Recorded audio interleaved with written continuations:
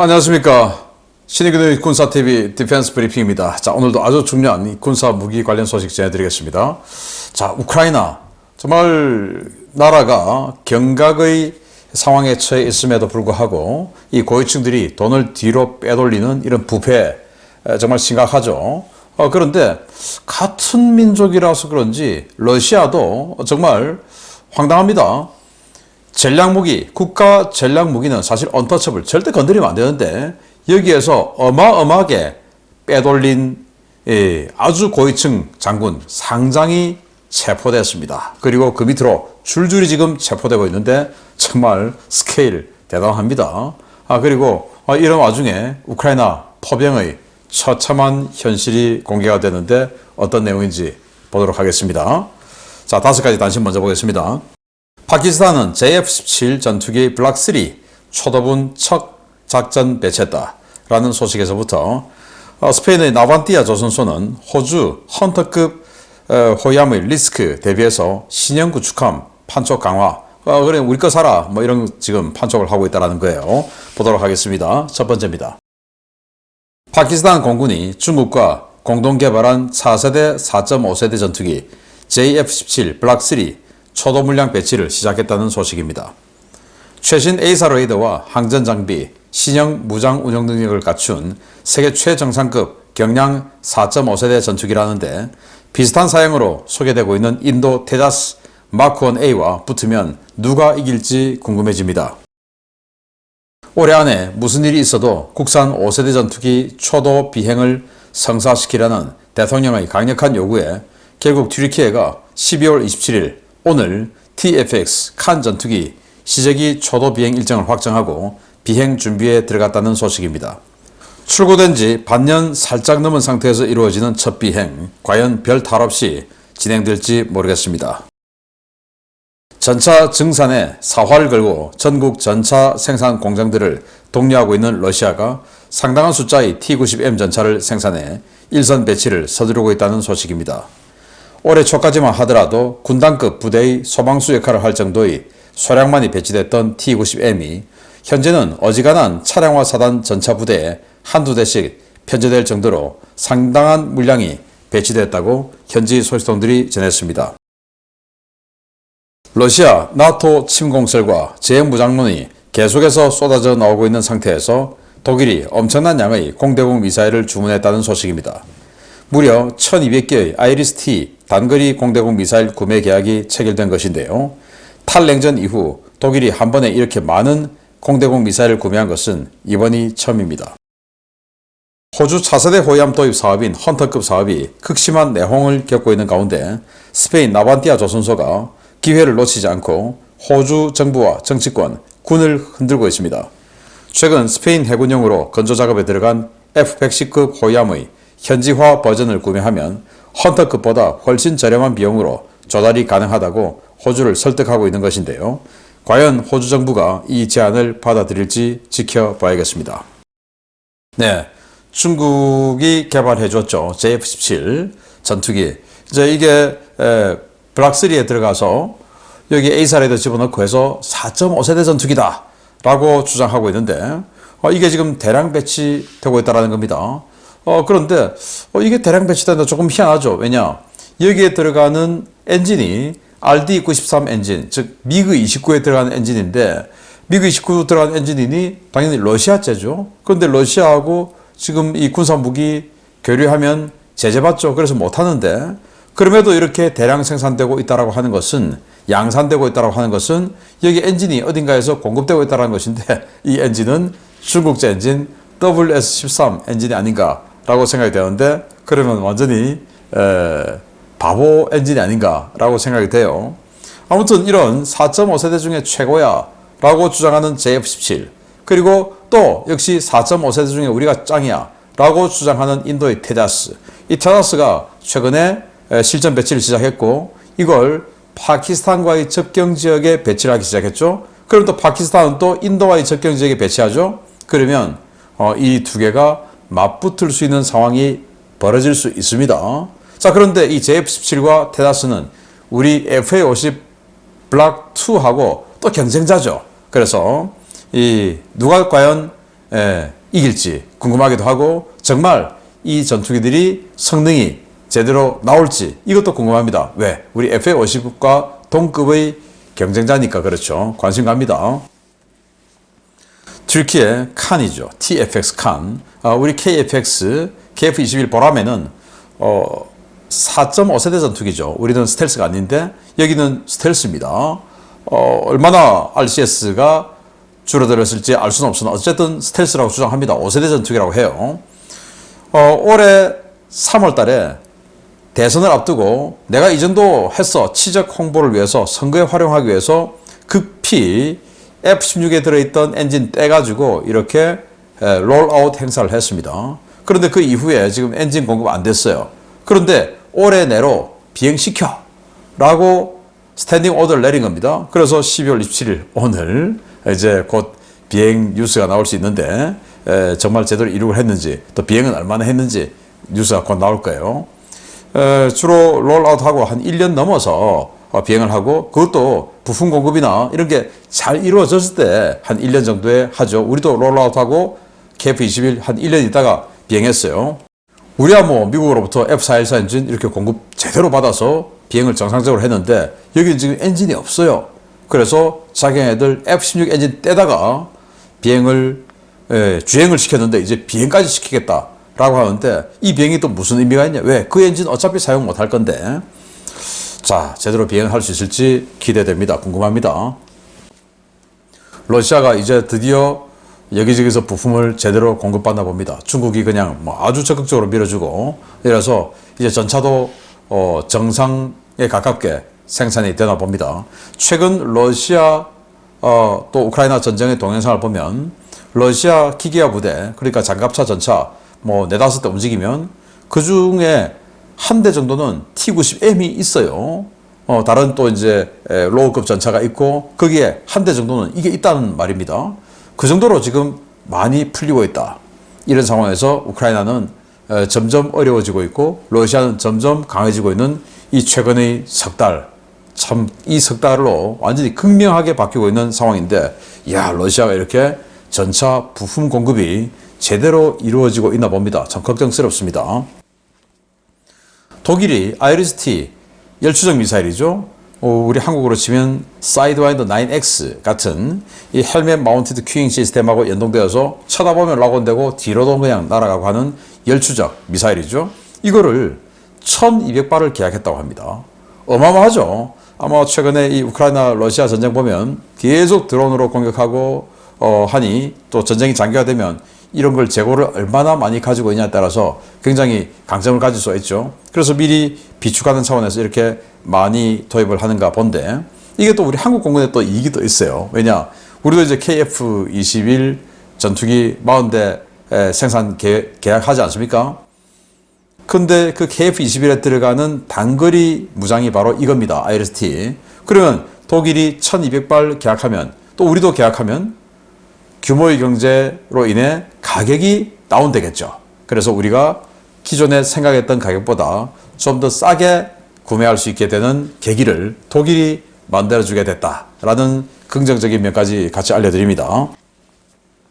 자, 호주가 영국의 26형 호위함을 바탕으로 헌터급 호위함을 만든다라고 했죠. 근데 척당 4조 5천억 원. 말이 안 되는 가격이죠. 근데 이것도 더 비싸질 수가 있어. 그래서 이 호주의 회계감사국에서 이거 9척 너무 비싸. 6척으로 줄여. 자, 이렇게 이야기하고 호주의 국책연구소는 아니야. 헌터급 아예 그냥 이 사업 폐기해. 이거 말도 안 돼. 이렇게 주장하고 있으니 야 이거 흔들리구나. 자, 그러면 우리가 한번 또 해볼까 하고는 호주가 원래 호바트급 이지스함 3척 가지고 있죠. 그 호바트급을 만들어준 데가 바로 스페인의 나반티아입니다. 이 나반티아에서 여기 캥거루 마크까지 붙여서 니들이 원하는 호주 국산 시파레이더 여기 갖다 붙이고 우리가 만들어줄게. 그러면 이게 니들 원래 지금 3척 가지고 있는 호바트하고 부품 호환성도 있고 운영유지비 더 적잖아. 그리고 가격도 영국제 쓰겠다고 하는 것보다 훨씬 싸. 우리 거 해. 라고 이렇게 판촉을 확 강화하고 있는데 그러면서 호위함 프리깃이 아니고 우린 디스트로이어야. 구축함이야. 그래서 우리가 더 좋아. 이렇게 이름까지 디스트로이어 붙여서 호주에게 강력하게 어필을 하고 있는데 저도 누가 이길지 궁금합니다. 정말 뭐 이 헌터급은 말도 안 되는 거죠. 척당 4조 5천억짜리 방공 호위함도 아닌 그냥 일반 호위함 말이 됩니까 그게? 아무리 호주가 돈이 많아도 그건 말이 안 되죠. 희한합니다. 중요 소식 들어갑니다. 첫 번째입니다. 불과 2달 전까지만 하더라도 압도적인 화력 우위를 보이며 러시아군을 밀어붙이던 우크라이나 군 포병이 2달 사이 문자 그대로 붕괴 직전의 상황에 처했다는 소식입니다. 포탄 부족 문제가 매우 심각해 전투 수행 자체가 불가능할 지경에 이르렀다는 소식입니다.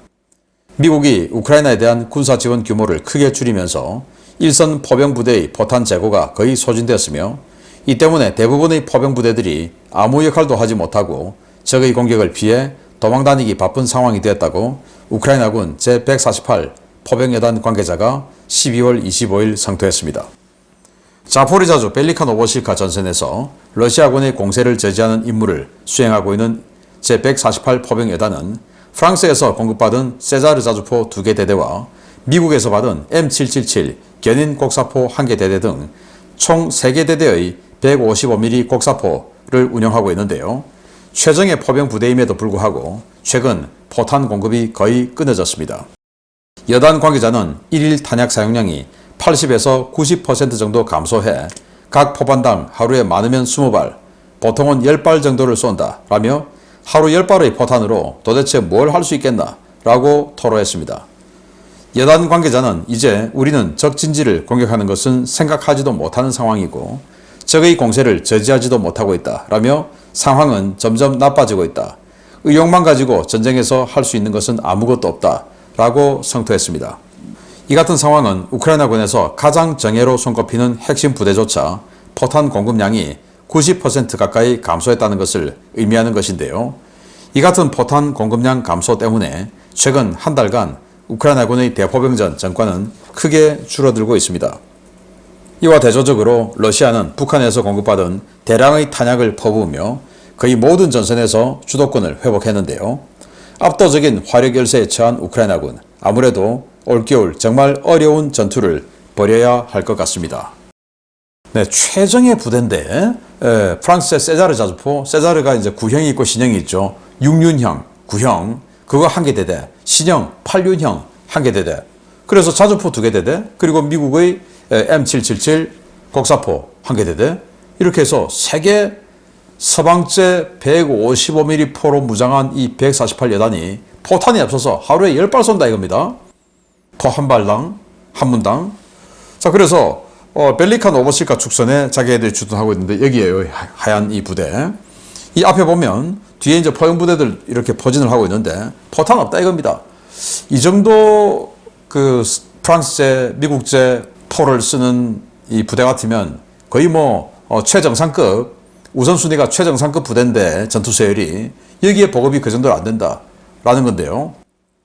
자, 벨리카 노보실카 축선에 있는 부대 배치 현황 보면 여기 지금 전방에 우크라이나군은 지금 SEC라고 되어 있는 부대가 전방에 들어가 있어요. 이게 바로 국가방위군입니다.